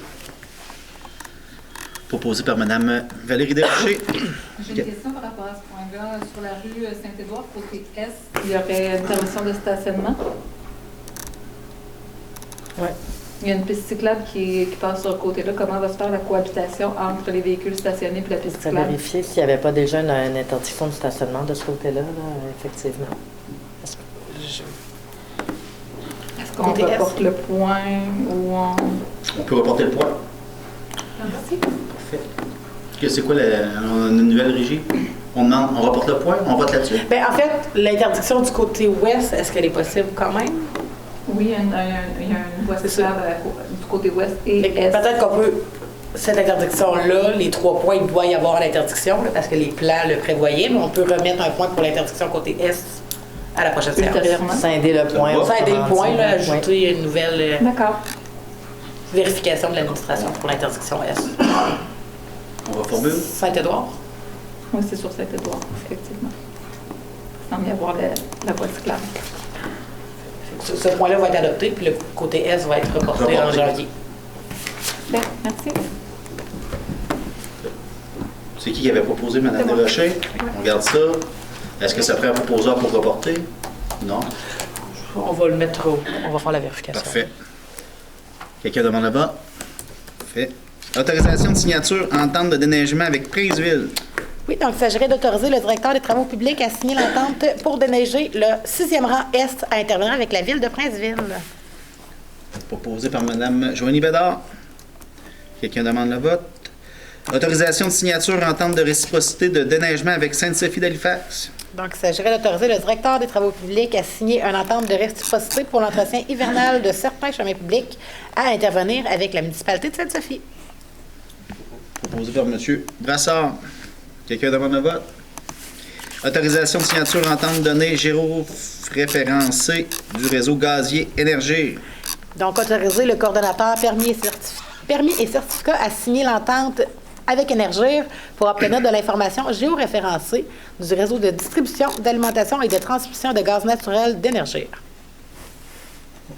Proposé par M. Dubois. Quelqu'un demande le vote? Octroi de contrat entretien des pelouses 2025. Oui, donc il y a eu une ouverture de soumission publique le 6 novembre 2024 pour l'entretien des pelouses. 2 soumissions ont été reçues. Donc, il s'agirait de retenir la plus basse soumission conforme, qui est Entretien Verdigo Inc., au montant de 140 285 $, avec une option pour renouveler 2 périodes additionnelles d'1 an chaque et d'autoriser la directrice du service du développement durable à signer l'entente à intervenir. Proposeur. M. Marc Gendron propose. Quelqu'un demande le vote? Ça va. Octroi de contrat, réparation pompe 3 au poste de pompage. Oui, donc il s'agirait de retenir la soumission Les Pompes Garant Inc. pour réparer la pompe numéro 3 au poste de Notre-Dame-de-Lourdes au montant de 25 948 $ et 75 et on autorise le chef de service à l'hygiène du milieu à signer le contrat à intervenir au besoin. Proposeur. M. Nadeau propose. Quelqu'un demande le vote? Octroi de contrat récupération du plastique agricole 2025-2027. Oui, donc le contrat pour la collecte, le transport et le recyclage des plastiques agricoles vient à échéance le 31 décembre 2024. La Ville a confié à la MRC la responsabilité de procéder à un appel d'offres regroupé. Donc, 3 soumissions conformes ont été reçues. Il s'agirait d'octroyer le contrat de collecte de transport à Gaudreau Environnement Inc. pour le 1er janvier 2025 au 31 décembre 2027 au montant de 7 068,96 pour l'année 2025. Et pour les années 2026 et 2027, le contrat va être ajusté selon l'IPC. On autorise également la directrice du développement durable à signer le contrat à intervenir. Proposé par Mme Valérie Desrochers. J'aurais une question par rapport à ce point-là. point-là. Là, je sais que depuis juin 2023, c'est AgriRécup qui est l'organisme reconnu par Recycle Québec en lien avec la responsabilité élargie des producteurs. Et le producteur, c'est les producteurs de matière, c'est pas les producteurs agricoles, les producteurs de rejets, là, comme Recycle Fluo, comme Éco-Peinture, leurs producteurs. Fait que si la responsabilité est portée par les producteurs d'emballage, en quoi nous, on a besoin d'intervenir dans cette sphère-là? Je vous laisse répondre ou je réponds? Je sais qu'AgriRécup est relativement critiqué par et qu'il y a une diminution de service par rapport à ce qu'il y avait précédemment pour les agriculteurs et agricultrices. Là. Ben, c'est les producteurs de l'érable se sont regroupés pour mettre en place un service de cueillette des plastiques blancs. C'est ça qu'on, comme municipalité, on accompagne les producteurs dans cet appel d'offres-là. OK. Mais on veut quand même suivre, je sais que ça va être une question tantôt par M. Bourque, là, mais on veut quand même suivre de près l'organisme qui va s'occuper de récupérer les sacs, puis je pense qu'il va y avoir de la sensibilisation auprès des producteurs là, pour tout le service. Puis nous autres, on veut éviter, quand il y a une demande qui vient du milieu des producteurs, il faut les soutenir pour pouvoir faire de la récupération. Là. Je pense que c'est la moindre des choses qu'on les accompagne là-dedans. Puis qu'on valorise ces matières-là un peu, mais c'est remis sur le compte de taxes. Les producteurs le paient directement sur leur compte de taxes, les services. Mais il va y avoir des discussions dans la prochaine année à la MRC concernant les plastiques blancs, les plastiques agricoles. Puis déjà, j'ai des discussions avec des producteurs là, qui... Non, c'est entendu aussi dans d'autres régions. AgriRécup c'est ça. A réduit le service par rapport au service qu'il y avait précédemment, qui était offert précédemment aux producteurs agricoles. Donc, est-ce que j'avais eu un proposeur? Oui. Quelqu'un demande la vote? Ça va? Demande de permis, PIA, Centre-Ville, 1699, rue Saint-Galix. Oui, donc il s'agit d'une demande de permis qui vise l'installation d'une terrasse hivernale en face du bâtiment situé au 1699 Saint-Galix. Les travaux projetés sont conformes aux objectifs et aux critères du PIA Centre-Ville et le comité consultatif d'urbanisme a procédé à l'étude du dossier et fait une recommandation au conseil. Donc, il s'agirait d'approuver la demande de permis. Proposé par M. Marc Morin. Quelqu'un demande le vote? Demande de permis PIA, Centre-Ville, 1671, 1681, avenue Saint-Louis. Donc, il s'agit d'une demande de permis pour les travaux de rénovation sur ce bâtiment. Les travaux projetés sont conformes aux objectifs et aux critères du PIA Centre-Ville. Et le comité consultatif d'urbanisme a procédé à l'étude du dossier et fait une recommandation au conseil. Il s'agirait donc d'approuver la demande de permis pour les travaux de rénovation. Proposé par M. Marc Gendron. Quelqu'un demande le vote? Demande de permis PIA Patrimoine, 1381 rue Saint-Galix. Donc, des travaux de rénovation, encore une fois, pour le 1381, qui cette fois-ci sont conformes aux objectifs et critères du PIA relatifs aux bâtiments d'intérêt patrimonial. Le comité consultatif d'urbanisme a fait une recommandation au conseil, donc il s'agirait d'approuver la demande de permis. Proposé par M. Brassard. Quelqu'un demande le vote? Demande de dérogation mineure, 1104 avenue Saint-Louis. Oui, il s'agit d'une demande qui viserait à permettre l'implantation d'une remise attachée au bâtiment principal en cours avant secondaire au lieu d'être en cours arrière ou latéral comme prescrit par le règlement. Donc, le comité consultatif d'urbanisme a étudié la demande et a conclu que l'application du règlement de zonage et de lotissement causait un préjudice aux demandeurs. La demande de dérogation ne porte pas atteinte à la jouissance du droit de propriété des propriétaires des immeubles voisins. Elle respecte les objectifs du plan d'urbanisme et elle n'a pas pour effet d'aggraver les risques en matière de sécurité, de santé publique ou de porter atteinte à la qualité de l'environnement ou du bien-être général. Un avis public a été donné relativement à cette demande de dérogation mineure et aucune personne n'a demandé à se faire entendre. Donc, il s'agirait d'accepter la demande de dérogation mineure. Proposé par M. Beaumont. Quelqu'un demande le vote? Transfert véhicule et équipement incendie à la MRC. Oui, donc, suivant le regroupement des services de sécurité incendie, la Ville a transféré des équipements et des véhicules au service de sécurité incendie régional de l'Érable. Donc, il s'agirait d'officialiser le transfert pour une valeur des véhicules comptables de 809 040,97 et des équipements d'une valeur comptable de 290 187,93. Proposé par M. Dubois. Quelqu'un demande le vote? Ça va. Entente d'infrastructure en loisirs 2025. Oui, donc la Ville a des ententes loisirs avec les municipalités de Princeville, Laurierville, Saint-Pierre-Baptiste, Sainte-Sophie-d'Halifax, Villeroy, Notre-Dame-de-Lourdes, Val-Alain, Saint-Ferdinand et Lister, qui permettent aux résidents de ces dernières d'avoir accès à l'ensemble des activités et structures de loisirs de la Ville de Plessisville. Les ententes viennent à échéance le 31 décembre 2024. Donc, il s'agirait de prolonger les ententes avec les municipalités participantes du 1er janvier au 31 décembre 2025, selon les mêmes conditions, à l'exception d'une indexation de 3 %. L'indexation ne s'applique pas à la municipalité de Princeville, pour laquelle une entente de réciprocité est en vigueur. Et la prolongation est bien sûr conditionnelle à la confirmation écrite des municipalités qui désirent prolonger l'entente. Proposé par Mme Valérie Desrochers. Quelqu'un demande le vote? Autorisation pour les demandes de permis auprès de la Régie des alcools et des courses et Les courses et des jeux. RA. Courses et jeux, c'est ça. Merci. Donc, on autorise la chargée de projet à la vie citoyenne à faire les demandes de permis sur les sites et pour les événements qui sont organisés par la municipalité. Proposé par Mme Joanie Bédard. Quelqu'un demande le vote? Autorisation de signature des contrats pour les événements. Il s'agirait d'autoriser la chargée de projet à la vie citoyenne à signer les contrats à intervenir pour la tenue de divers spectacles ou autres événements à avoir lieu sur le territoire de la municipalité et pour lequel la Ville a assumé la diffusion. Proposé par M. Gendron. Quelqu'un demande le vote? Permission de remplir l'enquête annuelle au nom des maires. Donc, il s'agirait d'autoriser le coordonnateur à la vie culturelle à remplir l'enquête annuelle sur les bibliothèques publiques. Proposé par M. Morin.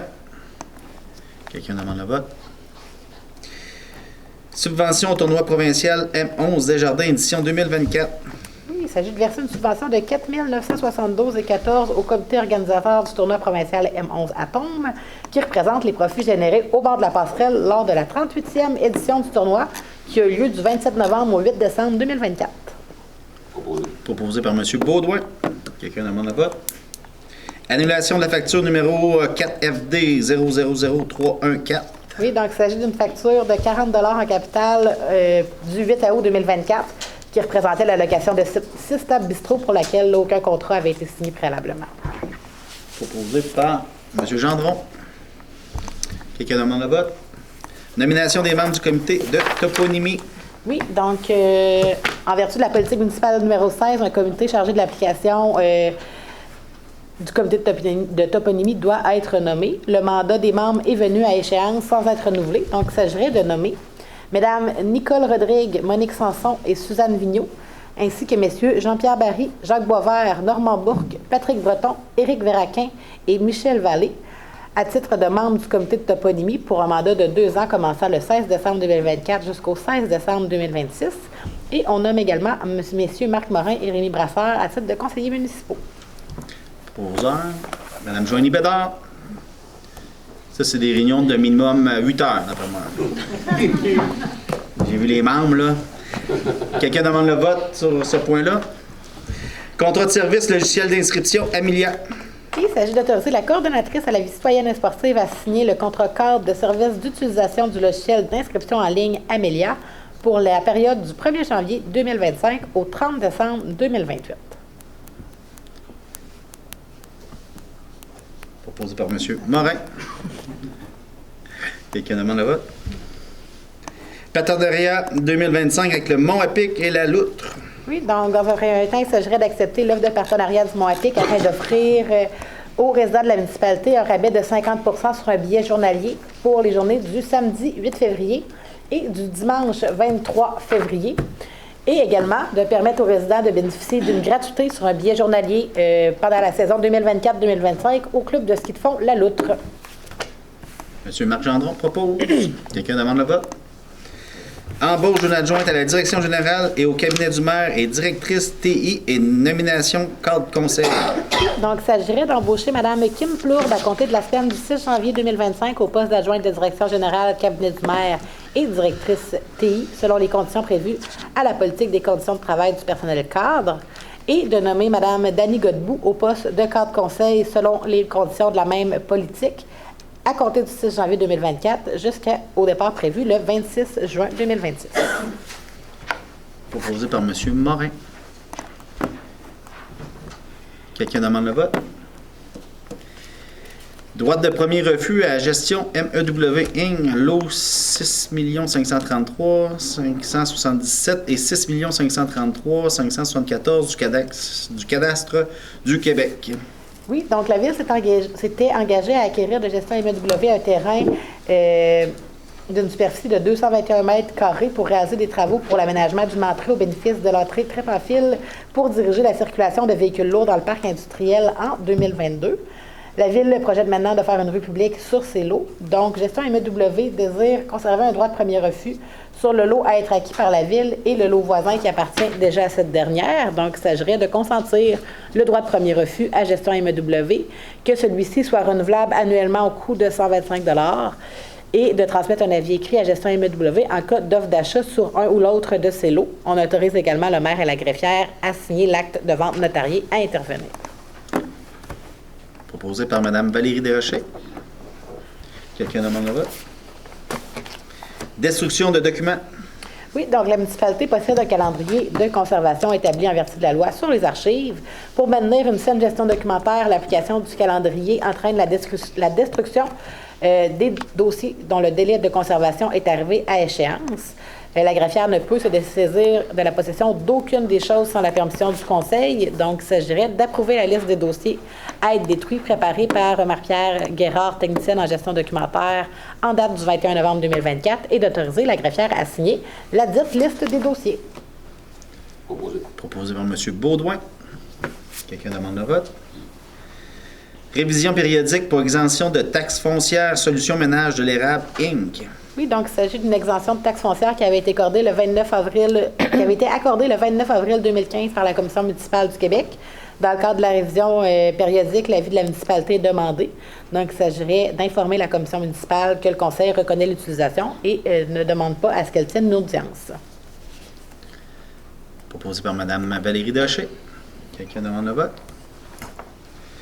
Avis de motion modifiant règlement 036-24 relatif à la mise en œuvre du programme Rénovation Québec de la ville de Plessisville. Oui, donc il s'agit d'un règlement qui vient d'être adopté. Certaines corrections administratives d'ordre général ou technique doivent être faites pour corriger là, des lacunes dans le règlement. Donc, il s'agit d'un avis de motion à ce niveau-là. M. Brassard donne l'avis de motion.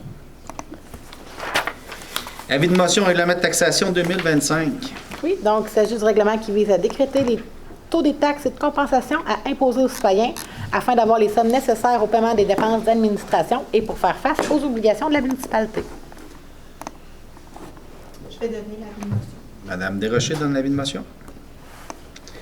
Avis de motion règlement relatif aux travaux pour l'augmentation de la capacité de traitement de la station d'épuration et prévoyant un emprunt de 7 379 000 $. Oui, donc il s'agit d'un règlement qui visera à décréter les travaux pour augmenter la capacité du traitement de la station d'épuration, de dépenser une somme qui n'excédera pas 7 379 000 $ sur un emprunt d'une période de 30 ans et d'affecter annuellement une portion des revenus généraux pour pourvoir aux dépenses. Je vais donner l'avis de motion. M. Morin donne l'avis. Et adoption du règlement 01-25. Oui, donc il s'agit du règlement sur la tarification des biens et des services pour la Ville à compter de 2025. Une modification a été apportée depuis l'avis de motion et le dépôt du projet de règlement, c'est-à-dire de prévoir un coût de location particulier pour les citoyens pendant la période des fêtes, soit les 27, 28, 29 et 30 décembre 2025. M. Gendron. Propose. Quelqu'un demande le vote? Donc, 55 points. J'avais pas vécu ça souvent. Un record. C'est un record? Oui. Ah, fini l'année en beauté. Dans la période de questions, l'un des sujets qui a retenu le plus l'attention a été la demande d'une citoyenne visant à abaisser la limite de vitesse à l'intérieur de la ville de Plessisville en tenant compte du fait que les voitures roulent toujours plus vite que ce qui est strictement autorisé. Le maire Labbé a assuré qu'ils vont évaluer cette possibilité. La première question, ça concerne la limite de vitesse. Donc, je trouve que les gens roulent vite dans les petites rues.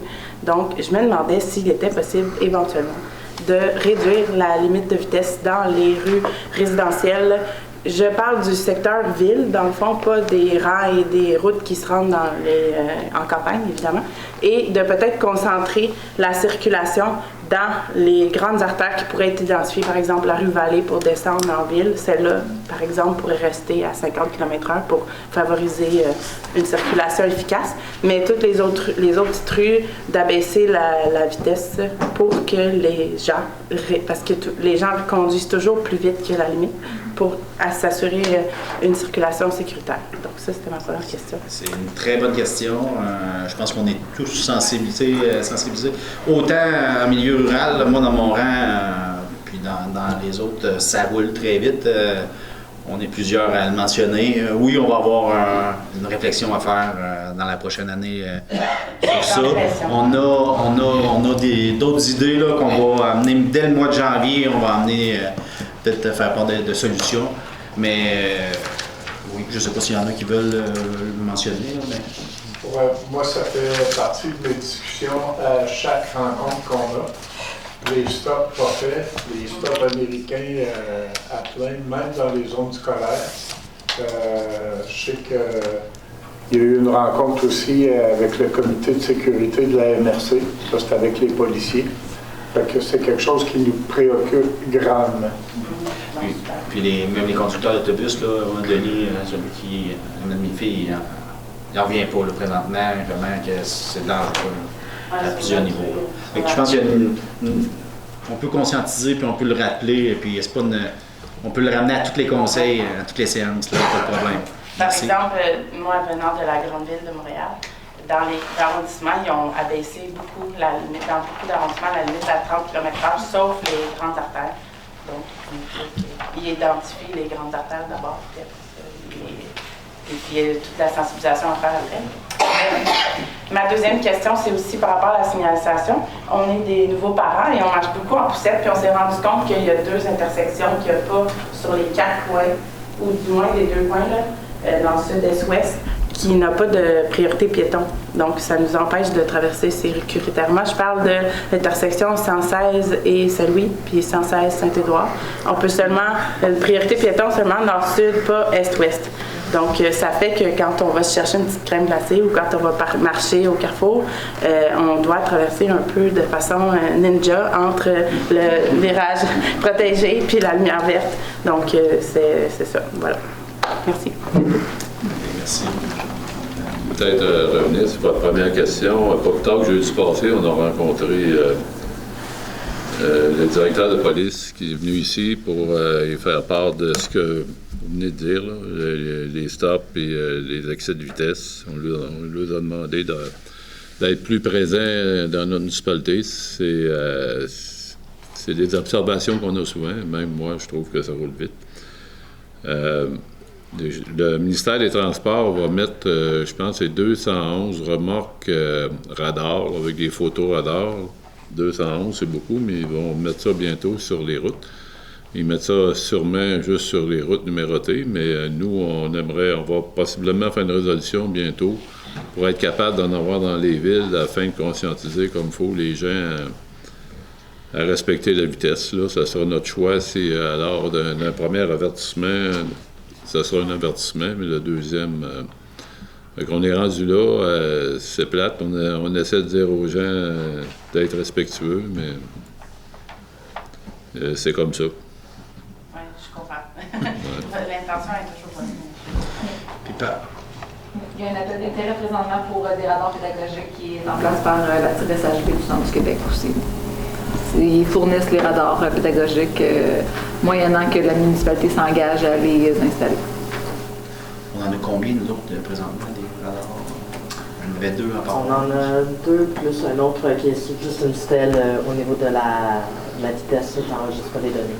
Qui enregistre les données déjà. Puis les enregistrements, je pense, sont frappants. Oui.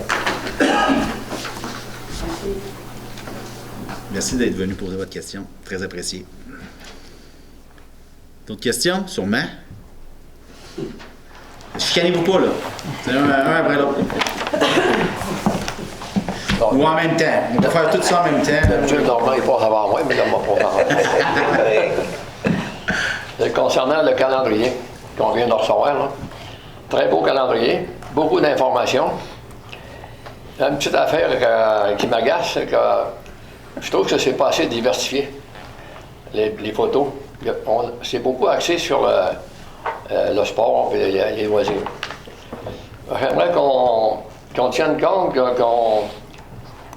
qu'on valorise plus les employés, les gens qui travaillent dans les usines, les agriculteurs, avec une belle photo, quelqu'un qui est en train de faucher une belle champ d'usine. Il me semble que ça ferait des belles photos. On a une photo agricole, M. Caron, qui a sa vache, là. C'est beau, hein? Ben, j'aimerais qu'on diversifie un peu plus. Il y a tellement de belles photos qu'on peut prendre là, dans les paysages, puis dans les usines, même. Les gens sont en train de travailler, puis ça rendrait les gens valorisés dans leur travail. Ça. Moi, c'est une suggestion que je fais. Très bonne suggestion. Puis on a ici Christina qui s'occupe du calendrier. Merci beaucoup. Très beau. On va se le dire, c'est beau. Oui. Il y a du beau monde sur le calendrier, il y a des belles choses. C'est beau pour le civil, on va se le dire aussi. Hein? Oui. Les campagnes aussi, c'est beau. Tout est beau. J'aime tout le civil. Ouais. La deuxième intervention, c'est concernant les stationnements. J'ai vu ça, j'ai vu passer à quelque part, c'est probablement dans la revue de la municipalité, là. Il y avait, je ne m'en souviens pas de la quantité de stationnement de causes. 300, ça se peut-tu? Hein?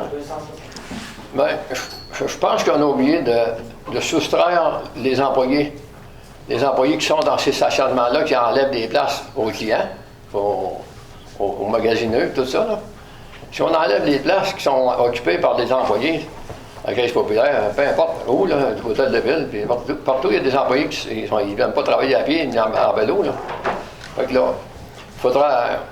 Quand on dit qu'il y a 300 quelques causes de stationnement, mais c'est pas vraiment la vérité. Là. Les employés en utilisent beaucoup. Là. Je voulais juste faire une remarque là-dessus. Ben, la vérité, c'est qu'il y a quand même 260 cases de stationnement. Ouais. Mais là, s'ils sont disponibles, ça, on s'entend.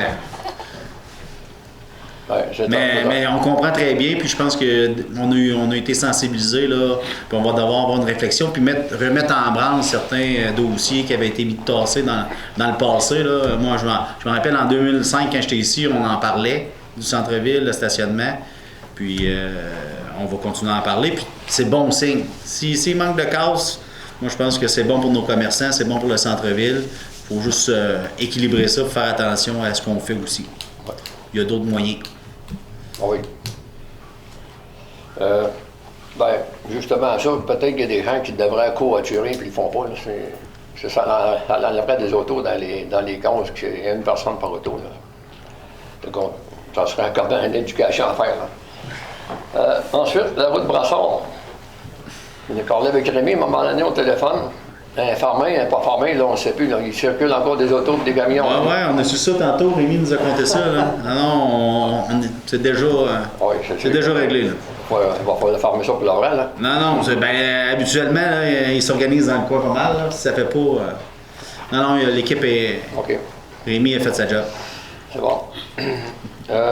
Les travaux sur la route Bellevue, ben, sur la route Bellevue, on voit des travaux de chambardement de terre, de toutes sortes de choses, quand on s'en va vers la rivière. Hein, de ce côté-là, du côté droit, c'est quoi ces travaux-là? C'est-tu la municipalité, mais c'est un privé? C'est un privé. OK. C'est juste une question de même. C'est un privé. Bon. Pour finir, j'avais pris des notes, attendez un peu. Ouais. La rue de la Jeunesse, c'est où ça? La rue de la Jeunesse, j'ai vu ça tantôt. Comment? OK. C'est bon. Merci. Juste des jeunes dans ce coin-là. Hein? Tous des jeunes, gars-là? Ah oui, ça se peut.